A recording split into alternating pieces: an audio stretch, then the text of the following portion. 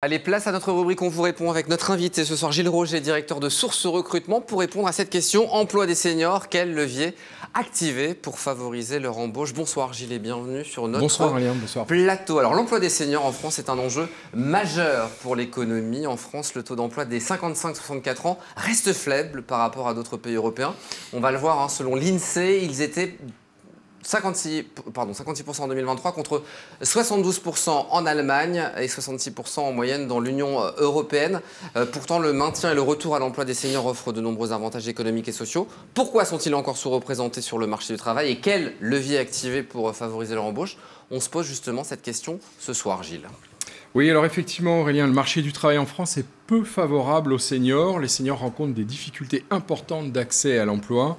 Bon, par exemple, les chiffres de la DARES, le ministère du Travail, selon les chiffres, la durée de chômage dépasse 400 jours pour les seniors contre 230 jours pour les moins de 50 ans. Malgré leurs compétences, les seniors souffrent de stéréotypes.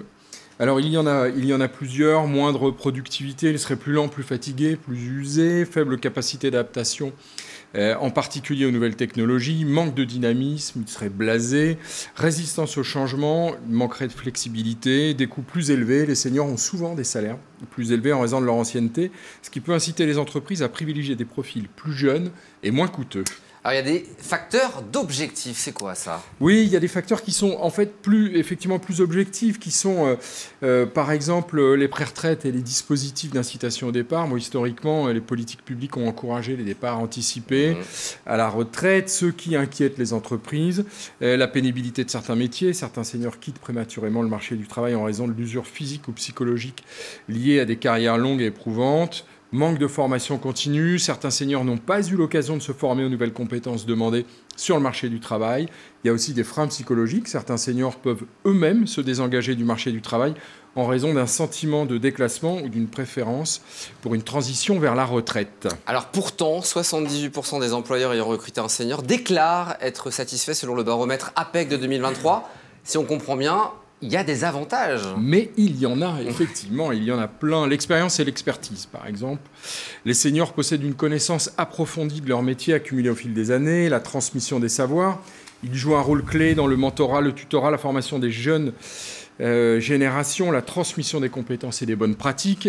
La fiabilité et l'engagement, les seniors sont souvent plus stables professionnellement, plus enclins à changer d'emploi fréquemment et moins enclins à changer d'emploi fréquemment et très engagés dans leur mission, capacité d'adaptation et recul. Contrairement aux idées reçues, de nombreux seniors savent s'adapter aux évolutions du marché. Ils ont un regard stratégique leur permettant d'avoir du recul dans la prise de décision.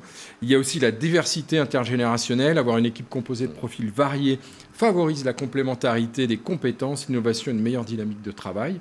Selon une étude de France Stratégie en 2023, une équipe intergénérationnelle améliore de 15% la productivité et la transmission des savoirs en entreprise. Et puis évidemment, il y a l'image, la responsabilité sociale.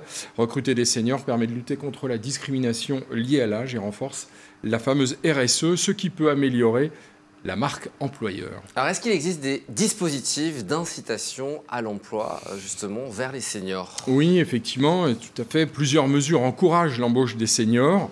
Et il y a le CDD senior, par exemple, qui est réservé aux plus de 57 ans. Il facilite le retour à l'emploi, l'exonération de cotisations sociales pour les embauches de demandeurs d'emploi de longue durée âgés de plus de 50 ans.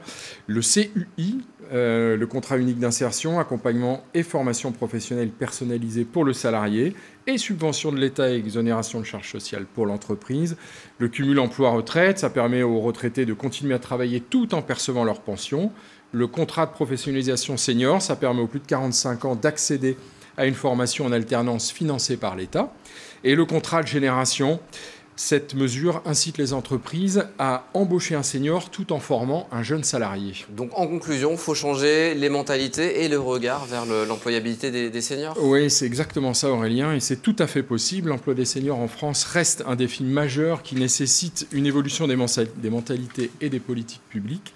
Avec le vieillissement de la population et le fameux report de l'âge légal de départ à la retraite à 64 ans, leur maintien en emploi devient un levier incontournable pour la croissance et la pérennité des entreprises. Et embaucher des seniors, c'est investir dans la stabilité, l'expérience et la transmission des savoirs.